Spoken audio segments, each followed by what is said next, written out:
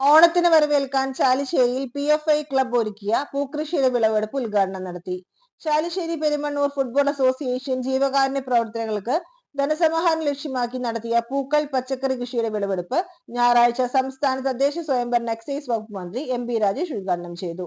ഓണക്കാലത്തിന്റെ ആഘോഷങ്ങൾക്ക് നിറം പകരാൻ ക്ലബ്ബ് അംഗങ്ങൾ സ്വന്തം കൈകളാൽ വളർത്തിയ ചെണ്ടമല്ലി, ചീര, വഴുതന, മുളക്, വെള്ളരി, പാവയ്ക്ക തുടങ്ങിയ പച്ചക്കറികളും വിളവെടുപ്പ് നടത്തിയത്.